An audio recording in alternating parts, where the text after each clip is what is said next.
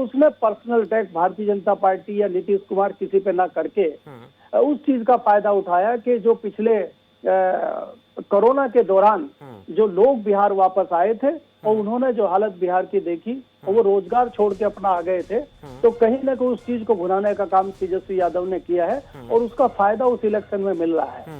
बात देखने वाली ये है कि भारतीय जनता पार्टी के तमाम स्टार नेता, चाहे वो प्रधानमंत्री मोदी जी हों, चाहे योगी जी हों, चाहे अमित शाह जी हों, चाहे नड्डा जी हों, चाहे राजनाथ जी हों, तमाम स्टार प्रचारकों के और पूरा अमला सरकार का वहां लगा देने के बावजूद अगर ये स्थिति बिहार में बनती है तो मुझे लगता है भारतीय जनता पार्टी के लिए दुर्भाग्यपूर्ण है। इस बीच एक बड़ी जानकारी मिल रही है, दर्शकों को उससे रूबरू करवा दे। बड़ी जानकारी बिहार चुनाव से जुड़ा है, इस वक्त का बेहद बड़ा अपडेट। रुझानों में एनडीए को पूर्ण बहुमत मिलता हुआ नजर आ रहा है।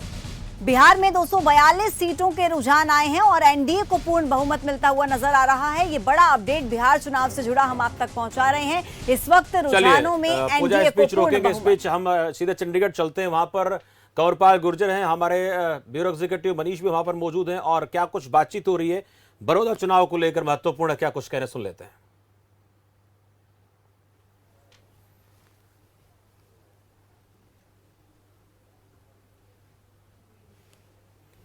मनीष, मेरी आवाज आप तक पहुंच पा रही है? हाँ शमशेर, देखिए बड़ौदा उपचुनाव की गिनती जारी है। राउंड की बात करें तो 3 राउंड कंप्लीट हो चुका है, यानी चौथे की भी हमारे पास अपडेशन आ चुकी है कि चौथा राउंड भी कंप्लीट हो चुका है। हमारे साथ शिक्षा मंत्री कंवरपाल गुर्जर हैं, इनसे जानेंगे कि आखिरकार जीत और हार क्या समझते हैं। देखिए, हम तो पूरे आश्वस्त हैं और पूरी हमें उम्मीद है कि निश्चित तौर से बड़ौदा की जनता जो है वो आशीर्वाद देगी भारतीय जनता पार्टी को और विकास के नाम पे वो भारतीय जनता पार्टी को आशीर्वाद देगी। लगातार पहले राउंड से अभी तक 4 राउंड हो चुका है और कांग्रेस जो है लगातार बढ़त बना रही है। जेजेपी बीजेपी इकट्ठे आपने चुनाव कारआप किया है। कांग्रेस लगातार कह रही थी कि जो सरकार विफलताओं की है, सकारात्मक बात नहीं हो रही थी। सरकार सकारात्मक बात कर रही थी कि हमने 6 साल विकास किया है। क्या लगता है आपको? हाँ, नहीं, मैंने तो कहा है कि विकास के नाम पे हमें वोट मिलेगा निश्चित तौर से। और देखिए, अभी तक 4 राउंड ही हुए हैं। फिर मेरे ख्याल के अब की बार वैसे तो 14 राउंड होते हैं, लेकिन अब की बार मेरा राउंड ज़्यादा है, ऐसे 20-22 के करीब राउंड हैं, तो उनमें ही पता चलेगा। अब 4 राउंड पे हम कोई फाइनल नहीं बात मान सकते। तो मैं पूरा आशावान हूँ कि भारतीय जनता पार्टी को आशीर्वाद मिलेगा। 4 राउंड की अगर बात करें तो कहाँ लगता है चूक कहाँ होगी?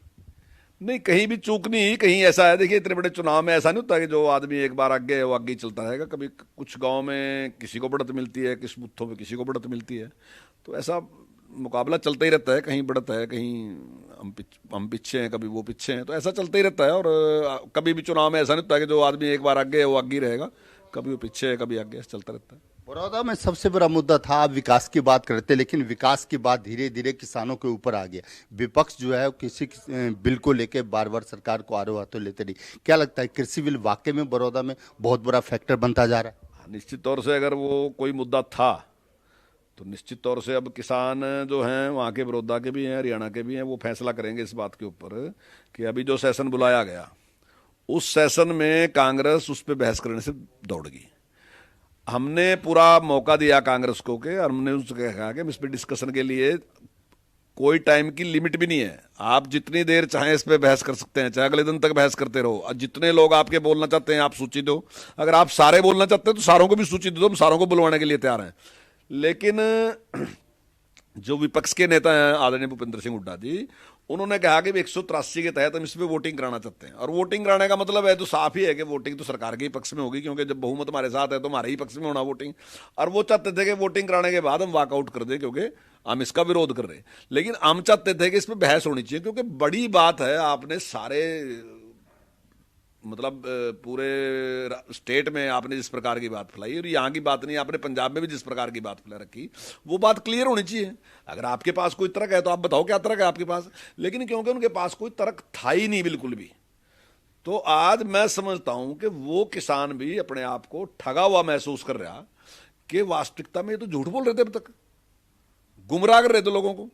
तो वैसे तो खैर कांग्रेस की आदत है गुमराह करने की, कोई पहला नहीं है मुद्दा ये ऐसा गुमराह करने वाला। इससे पहले भी चाहे सीए था, उस पर भी गुमराह करने का काम किया, और चाहे बालकोट और पुलवामा का मामला था, उस पर भी जिस प्रकार से गुमराह किया, तो आज तक कोई पहला नहीं है मुद्दा, पहले भी ऐसे ही गुमराह करते रहे, लेकिन ऐसा ऐसा लोग भूल जाते हैं, पिछली बात को भूल जाते हैं, जब साल होता है 6 महीने होता है उसके बाद बात को भूल जाते हैं।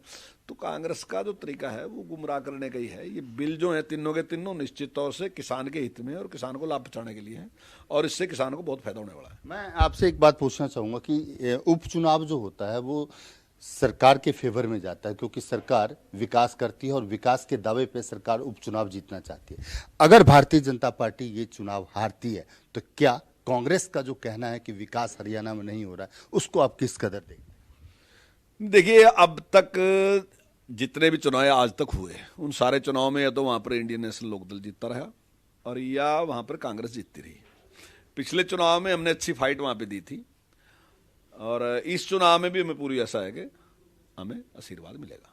क्या अभी भी आपको लगता है 4 राउंड होने के बाद जब 600, 800, अब 2000, अब 2400 वोट से आगे चल रही है कांग्रेस, क्या लगता है कि वापसी की उम्मीद है? नहीं, बिल्कुल बिल्कुल, अभी तो काफी राउंड हैं। मुझे एग्जैक्ट तो याद नहीं, शायद 20 से भी ज्यादा राउंड हैं, तो अभी तो 4 ही राउंड है, तो अभी तो गिनती जारी है। यानी लड्डू जो बनने का ऑर्डर दिया गया है वो लड्डू बनेगा? नहीं, निश्चित तौर से देखिए मुकाबला बिल्कुल नेक टू नेक फाइट है, इसमें कोई दो राय नहीं, पूरा सख्त मुकाबला है, लेकिन मुझे पूरी उम्मीद है कि भारतीय जनता पार्टी जीतेगी वहां से। आपको ऐसा तो नहीं लगता कि राजकुमार सैनी का एससी वोट का फैक्टर जो है वो बीजेपी को कहीं ना कहीं नुकसान पहुंचा रही है? देखिए, मुझे नहीं लगता कि राजकुमार सैनी को वहाँ पे कोई, जो मेरा अनुमान है, मुझे नहीं लगता कि राजकुमार सैनी को कोई वोट मिलेगा वहाँ। राजकुमार सैनी को मैं समझता हूँ कि ये चुनाव उसका लास्ट चुनाव होगा अब की बार, क्योंकि ये चुनाव बिल्कुल बाहर कर देगा। क्योंकि मैं इसलिए कहना चाहता हूँ आपसे, इसलिए पूछ रहा हूँ कि जितनी वोट राजकुमार सैनी को मिला है करीबन उससे 500,000 ज्यादा वोट से भारतीय जनता पार्टी पीछे चल रही है, तो ये फैक्टर तो हो सकता है। देखिए, चुनाव लड़ते हैं, अब मैं तो नहीं कह सकता कि वो सारा वोट हमें मिलता है या कौन सा वोट हमें मिलता है। मैं इसको इस प्रकार से जातियों में और किसी वर्ग से नहीं जोड़ना चाहता। मैं इसको डेवलपमेंट पे ही, मेरा विश्वास डेवलपमेंट में है, और हमने आज तक जब भी चुनाव लड़ा, हमने कभी भी जात पात पे चुनाव आज तक लड़ा नहीं है। हमने हमेशा डेवलपमेंट पे चुनाव लड़ा, अपने व्यवहार पे चुनाव लड़ा, अपनी पार्टी के काम पे चुनाव लड़ा, जो हमने किया उस पे चुनाव लड़ा, और दूसरों की कमियों को मैंने बताया, पार्टियों की जो भी पार्टियां हैं उन्होंने क्या गलतियां की उस पर चुनाव लड़ा। हमने इस प्रकार से चुनाव लड़ा कि कोई इसके खड़े होने से इसकी वोट देगा, इसके खड़े होने से इसकी वोट देगा, मैंने इस प्रकार से कभी चर्चा नहीं की। विकास की गंगा की जो बात हो रही थी कि गंगा बहेगी बड़ौदा में, भारतीय जनता पार्टी ने लगातार 3 महीने वहां पे विकास की कई सारी परियोजनाओं का जो है उद्घाटन भी किया।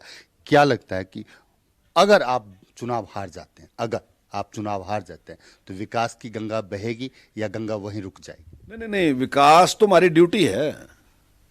चुनाव जीतना और उसकी बात नहीं है, जहां हम चुनाव नहीं जीतते वहां भी विकास करना। जब हमने एक बात कही, हरियाणा एक हरियाणवी एक, उन लोगों के लिए काम करना हमारी ड्यूटी है। वो काम हम फिर भी करेंगे, चाहे परिणाम कुछ भी हो, लेकिन फिर भी मुझे उम्मीद है कि परिणाम हमारे पक्ष में होंगे। दरअसल उम्मीद बनी रहती है, क्योंकि उम्मीद पे ही दुनिया टिकी हुई है, और यही बात कंवरपाल गुर्जर शिक्षा मंत्री कह रहे हैं कि अभी तो 4 राउंड ही हुआ है, बाकी राउंड अभी देखना बाकी है। उम्मीद बनी हुई है, और शायद जो लड्डू बनने का ऑर्डर दिया गया है वो बंटने की भी उम्मीद बनाए बैठे हुए हैं कंवरपाल गुर्जर।